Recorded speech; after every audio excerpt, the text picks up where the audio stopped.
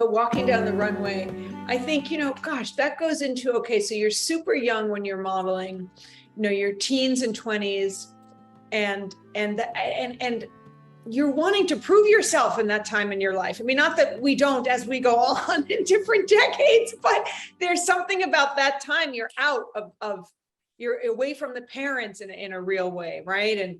And you want to make your mark.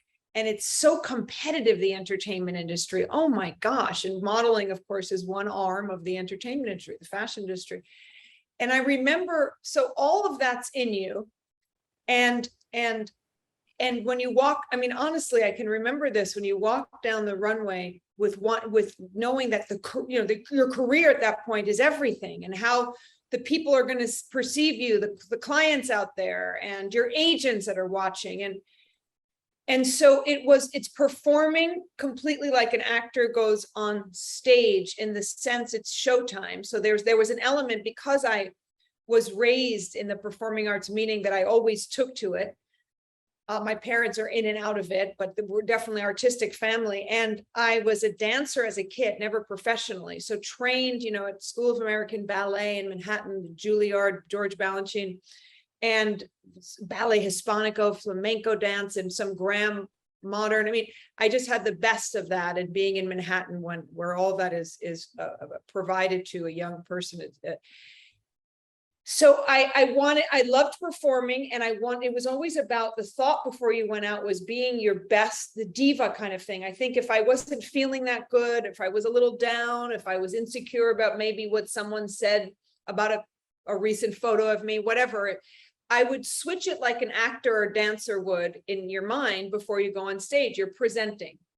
I remember when I was shooting the Fendi campaign with Karl Lagerfeld in his house in the south of France. And I remember he took me into his library, his incredible personal library, and started taking art books out and just easily showing me certain images and saying, I think this is what I'm feeling for this. How do you feel? Actually asking me how I feel. Oh, that's a beautiful painting of a woman in a certain pose. Oh yeah, I like that. And then my own creative art, my dancer, actor would come out. So, or I think, who was on the job? Kristen McMenemy was on that job with us. Now, maybe, I don't even know if she was trained dancer. So obviously it's not just about being a trained dancer, but she had that ability to see the picture too, and to understand what he was saying. And so we would easily go into it sometimes, and sometimes not easily, but because Carl had prepped us, let's say, before. Or you do, as you said, but you do look at other, you're in that business, you're always looking at the magazines, you're seeing what your peers are doing. That influences you. The videos of the day, the music, the style, the groove, whatever's in the zeitgeist, I guess, that's influencing all the time, everything, right? And it's that trust between you and the photographer. Oh, there's nothing like that.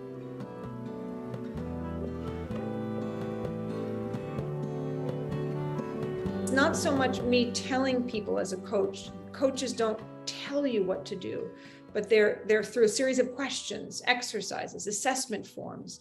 We're planting, it's not so much planting seeds, but we're throwing things out there. And if the client wants to be coached, of course, there's no point if they don't want to be coached. It's a dance, it's a tennis match, right? It takes two. Then they're responding, and hopefully my kind of questions and are helping to open them up to see something.